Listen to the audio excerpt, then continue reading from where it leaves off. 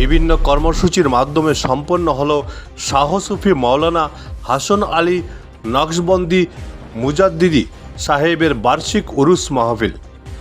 গত শুক্রবার গোটা রাতব্যাপী এ উপলক্ষে পূর্ব সুনাইর গাঙ্গুলি সাহেবের রওজা সংলগ্ন মাঠে ওয়াজ নসিহত পেশ করেন বিশিষ্ট উলামায়ে কেরামরা। এদিন বাদ আসর কোরআন খতমের মাধ্যমে অনুষ্ঠানের আনুষ্ঠানিক সূচনা হয়। মাগরিবের পর তরিকতের খতম আদায় করে ওয়াজ শুরু হয়।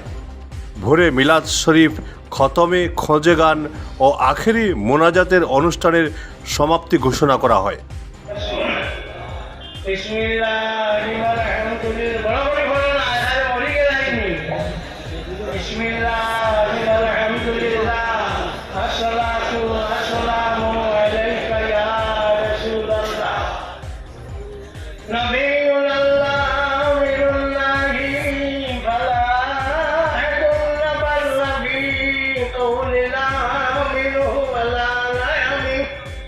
औरत का ये मकाम था कि अगर इस सरजमीन के ऊपर किसी घर के अंदर कोई बच्ची पैदा हो जाए तो वो सख्त दिल माँ बाप उसको जिंदा दफन कर दिया करते थे।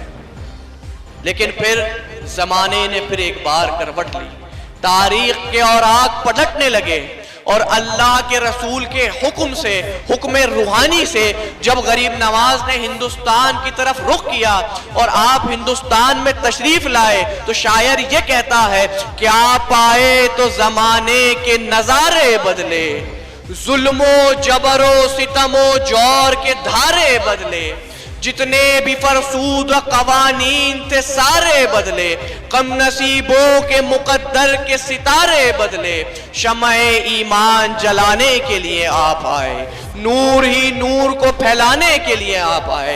जब गरीब नवाज सरजमीन हिंदुस्तान के ऊपर तशरीफ लाए तो आपने लोगों को यह अकीदा दिया कि ऐ लोगों, तुम जो बुतों की पूजा और परस्तिश में लगे हुए हो, तुम जो उनकी इबादत करते हो, तो जान लो अगर कोई इबादत के लायक है, कोई जात इस बात के काबिल है कि उसकी परस्तिश की जाए, उसकी इबादत की जाए, तो फकत अल्लाह रब्बुल इज्जत की जात है। अगर हमारे सर किसी के सामने झुकेंगे तो वो अल्लाह के सामने झुकेंगे, अगर हम किसी की इबादत करेंगे तो अल्लाह की इबादत करेंगे। इबादत का तरीका क्या होगा, उस फकत परवरदिगार की इबादत का तरीका क्या है, तो उसके बारे में बताया कि 5 वक्त की नमाज है। अगर तुम्हें अल्लाह की इबादत करनी है तो ये नमाज तुम पर फर्ज कर दी गई है। अब सवाल पैदा होता है कि नमाज पढ़ी कैसे जाए, इबादत की कैसे जाए, तो एक तरीका भी आपने बताया कि क़याम, रुकू, सुजूद और कायदा, ये अल्लाह की इबादत करने का तरीका है। ब्यूरो रिपोर्ट, बराक भीषण।